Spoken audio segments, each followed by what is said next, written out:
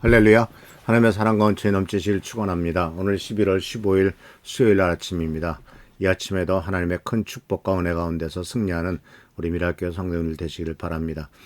어제에 이어서 에베소서 5장 24절에 나오는 말씀을 통해서 그 하나님의 말씀에 따라서 아내가 남편에게 순종해야 되는 이 부분에 대해서 그리스도와 교회의 관계, 이런 부분들을 다시 한번 생각해 보고자 합니다. 5장 24절 말씀을 다시 한번 읽습니다. 교회가 그리스도께 순종하듯이 아내도 모든 일에 남편에게 순종해야 됩니다. 자, 이 말씀 속에서 그 아내가 남편에게 순종한다 하는 것은 그리스도와 교회 간의 복종을 따르라 하는 사실이죠.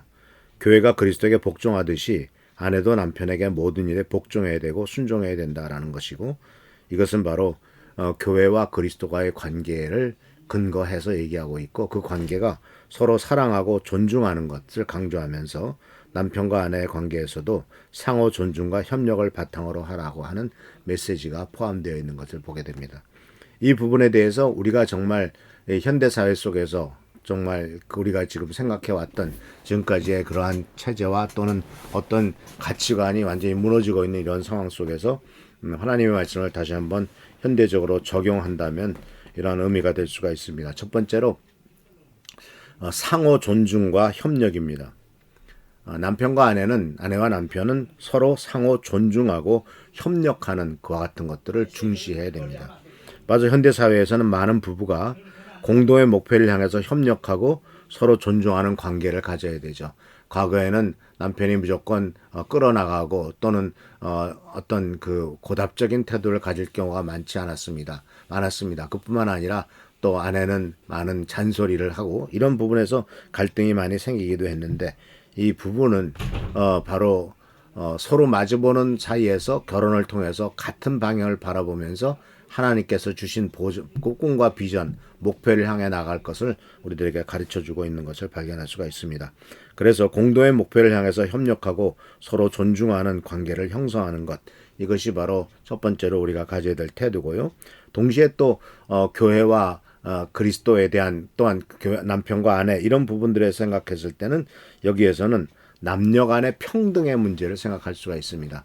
하나님께서 여자를 만드셨을 때 흔히 하는 말이 있죠. 남자의 머리뼈를 가지고 만들었다면 남자의 머리 꼭대기에 올라가라는 뜻이고, 또는 남자의 발가락 뼈를 가졌다고 만들어졌다면 남자의 발 아래로 내려가라고 하는 뜻이었을 테지만, 하나님께서는 옆구리 갈비뼈를 빼내심으로 말미암아 평등한 의미를 갖고 있다. 더군다나 이 갈비뼈는 몸의 내장과 장기를 보호하는 역할을 하고 있지 않습니까?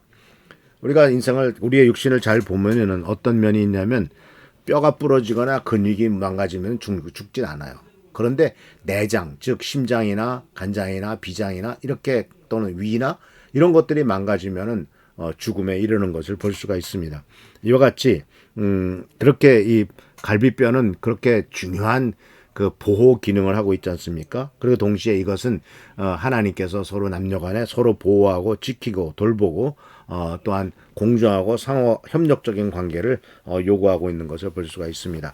그래서 아내가 순종한다고 하는 것은 어떤 억압이나 부당한 권력을 뜻하는 것이 아니고 서로 배려하고 협력하는 관계 속에 나갈 것을 말씀하고 있습니다. 그리고 동시에 의사소통과 공감이 필요한데, 현대적인 부부관계 사이에서는 정말 남편이 아내를 사랑하고 아내가 남편에게 순종하고 복종하기 위해서는 충분한 의사소통이 필요합니다. 대화를 해야 됩니다. 깊은 대화를 하고 있는 작은 얘기라도 시시콜콜 같이 얘기하면서 공감을 이끌어내는 것이 중요하죠. 나중에 자식들이 자라서 떠나고 난 다음에 서먹서먹해지는 또는 빈둥지 증후군이라고 이런 사건들이 생기는 것이 바로 뭐냐면 공통점이 없는 거예요. 공감할 만한 일이 없는 거예요. 그전에는 아이라고 하는 또는 자식 키우는 일에 대해서 이와 같은 일에 집중하다 보니까 어떤 그 끈끈한 정이 있을 수 있는데, 이 자식들도 떠나고 난 다음부터는 정말 의사소통을 할 만한 내용이 없어지는 거죠. 같은 취미를 가진 것도 아니고, 남편은 항상 밖에서 놀고 아내는 또 집에서 있고, 이렇게 되는, 또는 아내도 일을 하고 이러다 보니까 이제 사실은 어떤 같이 교집합이 되는 이와 같은 공통 분모가 없어졌을 때 사실은 공감하기가 쉽지 않은 것을 볼 수가 있죠. 그래서 아내와 남편은 젊었을 때부터 서로 의견을 존중하고 소통하면서 서로에게 공감하면서 이해와 지지를 나누어 살아가는 이와 같은 태도를 우리들에게 명령하고 있습니다. 그래서 교회 안에서는 또한 가정 안에서는 협력적인 리더십이 필요하죠. 남편은 가정 내에서 협력적이고 섬기는 리더십을 필요로 하고 있고요. 남편은 그 남편의 섬기는 리더십에 대해서 아내는 순종하고 따라갈 때 가정이 정말 주님의 축복 가운데서 성장하게 될 줄을 믿습니다. 그래서 이런 모든 것들은 사실 성경적인 원리를 현대적으로 해석해서 적용하는 태도를 가르쳐 주는 것이죠. 현대 사회에서는 성경적인 내용을 무시하고 그건 옛날 얘기야라고 이렇게 생각하지만, 그러나 성경을 잘 읽다 보면은 그 속에는 인간의 모든 이야기가 들어있고 그 속에는 인간사의 모든 것이 있다는 것을 발견할 수가 있죠.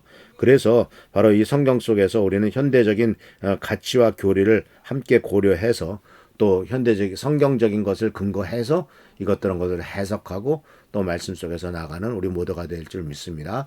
주님의 귀한 축복과 은혜가 우리 사랑하는 성도들에게 넘치기를 바라고, 바로 하나님께서 우리 가정을 남편과 아내라고 하는 질서를 만들어 있다는 것을 생각하고 그 질서 속에서 순종해가고 축복해감으로 승리하는 우리 귀한 성도들 되시길 바랍니다.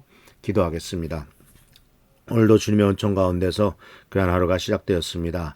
주님의 돌보심과 축복과 은총과 은혜를 경험할 수 있도록 하시고 모든 일에 하나님의 놀라운 능력을 체험하는 우리 모두가 되도록 인도하여 주옵소서. 성도 한 분 한 분을 성령으로 충만케 하시고 채워주시며 돌봐주시길 바라옵고 예수님의 이름으로 축복하며 간절히 기도하옵나이다. 아멘. 오늘도 하나님의 사랑과 축복과 은총과 은혜가 넘치기를 축원합니다. 할렐루야. 축복합니다.